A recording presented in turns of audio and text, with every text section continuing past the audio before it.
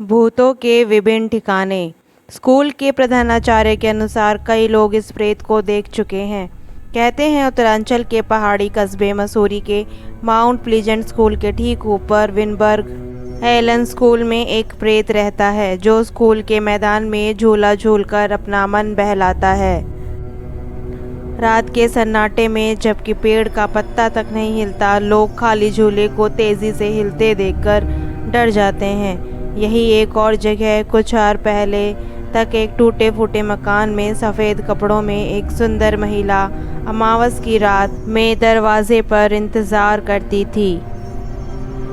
यही कोई नहीं जानता कि वह कौन थी और किसका इंतज़ार करती थी। वही केमल के पीछे वाली सड़क पर भी भूतों का अड्डा था। यह सड़क बादलों के अंतिम छोर तक जाती प्रतीत होती है। विंसेंट हिल पर एक पुराने टूटे फूटे मकान के बारे में कहा जाता है कि वहाँ एक बड़ी बड़ी दाढ़ी वाला बूढ़ा भूत प्रेतों का सरदार है।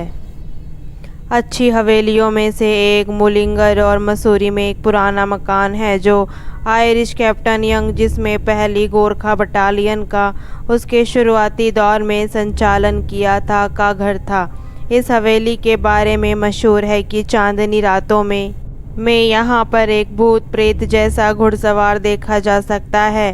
वह कैप्टन यंग है जो अपने पुराने अड्डे को देखने आता है। नवाबों का शहर लखनऊ भी भूतों की साझेदारी में शामिल है। नवाब तो अब रहे नहीं और उनके भूत अभी भी अक्सर लोगों को दिख जाते हैं। भूतों के नज़ारे वाला एक ऐसा ही ठिकाना सन 1975 में नवाब असदुद्दौला द्वारा ब्रिटिश अधिकारियों के स्वागत के लिए बनवाया गया था। 1857 के एक विद्रोह में उनका परिवार समाप्त हो गया था।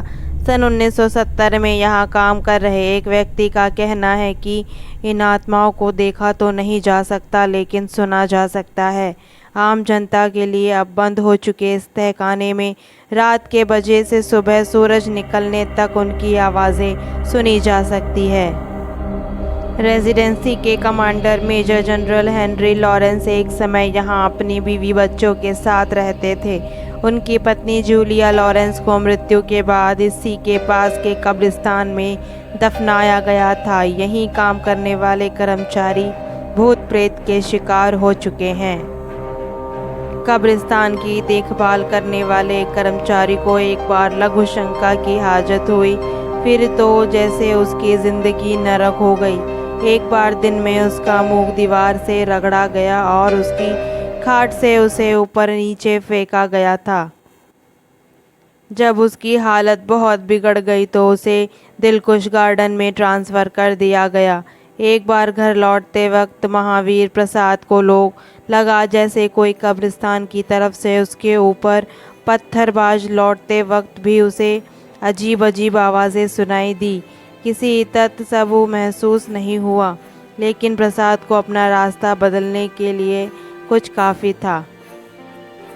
पुरातत्वविद डॉक्टर शरद श्रीवास्तव हालांकि इन सब बातों में विश्वास नहीं करते, लेकिन उनके लिए यह बता पाना भी मुश्किल है कि एटकिंस गार्डन पर आयोजित उनकी प्रदर्शनी बिना किसी वजह से क्यों जल गई थी। कई लोगों का मानना है कि कुछ वर्ष पहले एक बिना सिर वाला अंग्रेज़ व्यक्ति अखबार के बारे में रातों को लोगों से पूछता फिरता था और जब उसे यह दे दिया जाता तो वह दूर चला जाता था। सैयद कासिम बाबा की प्राचीन मजार भी भूत प्रेतों की गवाह है। लोग कहते हैं कि बाबा अक्सर एक बरगद के पेड़ के नीचे सफ़ेद लबादे में शांति से घूमते हुए दिखाई देते हैं और अंततः गायब हो जाते हैं। ऐसे किस्सों में कितना सच है और कितना झूठ कहना मुश्किल है, मगर लगता है जब तक मानव जाति का अस्तित्व है तब तक दिवंगत आत्माएं भी रहेंगी और कभी डर तो कभी अचरज पैदा करती रहेंगी। और ऐसी स्टोरी के लिए और चैनल को सब्सक्राइब करके बेल नोटिफिकेशन दबाना भी बनता है, भूलना मत। हा हा हा हा हा।